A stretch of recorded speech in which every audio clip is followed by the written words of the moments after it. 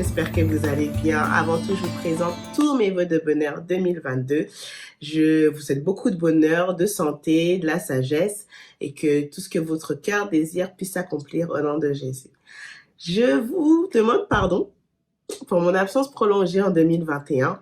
Je prie que cela ne se reproduise plus et 2022, par la grâce de Dieu, on est de retour.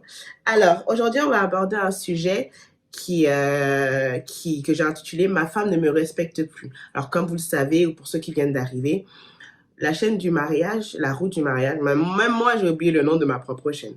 La route du mariage, c'est une chaîne YouTube qui parle des mots MAUX, des mariages, notamment des mariages chrétiens. Alors, qu'est-ce que je mets en fait dans le mot respect? Alors, elle ne me respecte plus ou voilà, son comportement a changé, le comportement de madame a changé, les petites choses qu'elle faisait, elle ne le fait plus, les attentions, la tendresse, par exemple, quand tu rentrais du travail, elle venait t'enlever tes chaussures.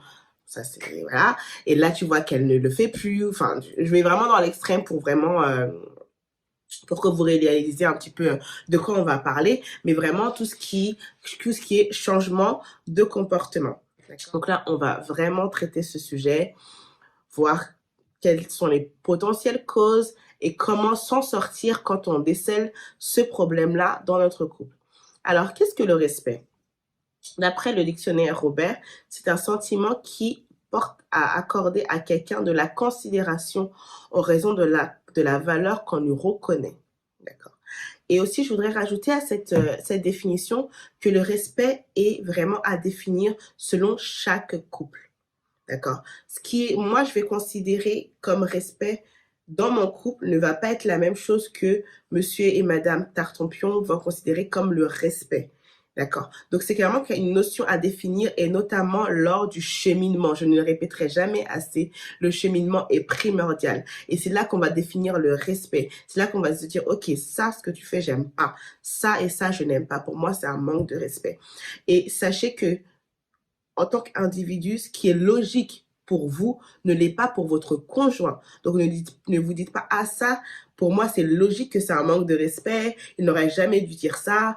Non.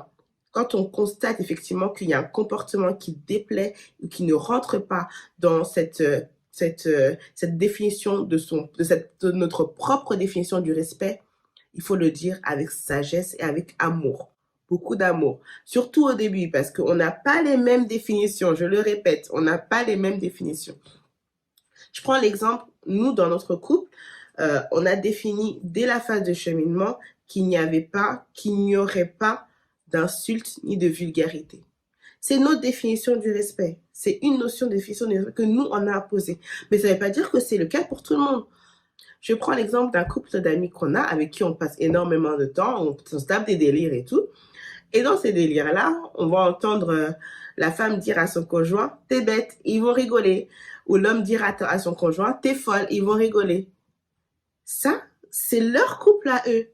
C'est comme ça qu'ils ont défini leur couple. Et moi, je ne suis personne pour juger. Donc, ne jugeons pas les couples d'autrui.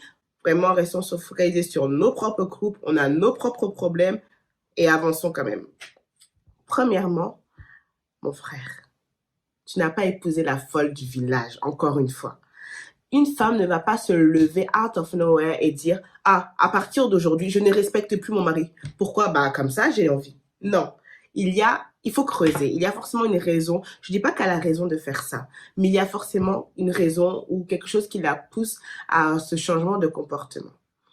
Et il y a une phrase que j'ai lue sur Facebook et je l'ai trouvée tellement véridique. Elle disait « Au début d'une relation, une femme traite son mari comme elle souhaiterait être traitée. Ensuite, elle le traite comme lui, il la traite. » C'est trop vrai. C'est-à-dire quand on rentre dans une relation, nous, en tant que femmes, voilà, on se dit, voilà, l'amour est beau, c'est magique, etc. Et on veut vraiment tout accorder le respect, l'honneur à nos maris. Ensuite, en effet, dans ton couple, tu as peut-être donc forcément, hein, dans tout couple, il y a des difficultés, il y a des choses qui ne vont pas, on se blesse dans les couples, ça c'est quelque chose qu'il faut être conscient.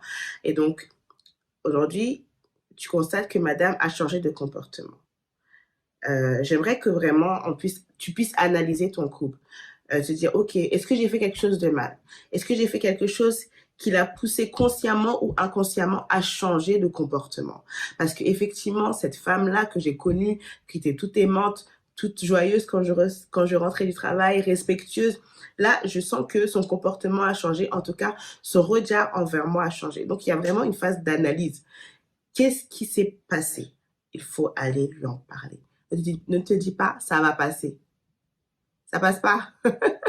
Ça passe pas. Fais le pas d'aller lui parler, lui dire, ok, bon, j'ai remarqué depuis un certain temps, ton comportement a changé. Ce que tu fais au début, tu ne le faisais pas.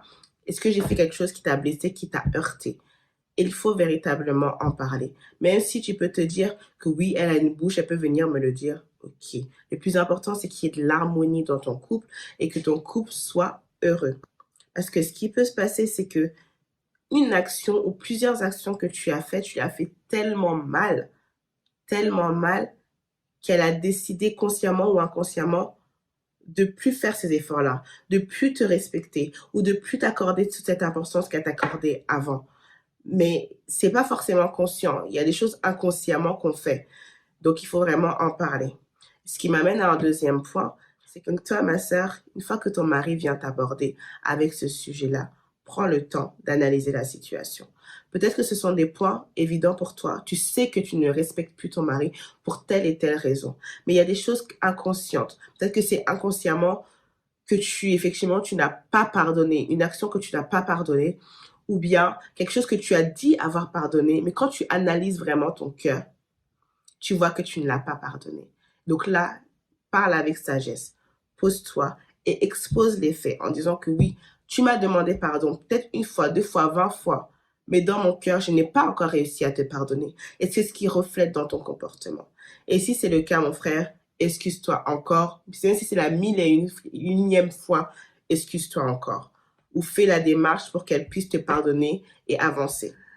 Et une clé que j'aimerais donner véritablement à mes sœurs qui écoutent, c'est effectivement la Bible nous demande d'honorer, de respecter, de chérir nos maris. Et des fois, c'est très difficile. Parce qu'ils nous énervent. Ils nous énervent d'une force que tu n'as même pas envie de le regarder même. Et une chose que j'ai apprise, c'est qu'effectivement, si tu honores, tu fais tout ça parce que ton mari le mérite ou pour ton mari, il arrivera un moment où tu n'arriveras plus parce qu'il t'énervera tellement que tu n'auras pas envie de l'honorer ou de le respecter. Mais si tu le fais parce que tu fais ta part, parce que Dieu t'a demandé de le faire, c'est beaucoup plus facile. Où tu vas trouver la force, tu vas puiser la force parce que tu vas vouloir honorer la parole de Dieu. Donc, gardons ça en tête que oui, nos maris sont énervants, épuisants. Il est à côté. Mais effectivement, c'est pas pour eux qu'on les respecte. C'est pour honorer Dieu. J'espère que vous avez été bénis par cette vidéo. N'hésitez pas à partager, à la liker. Et je vous dis à très vite pour une prochaine vidéo de la route du mariage.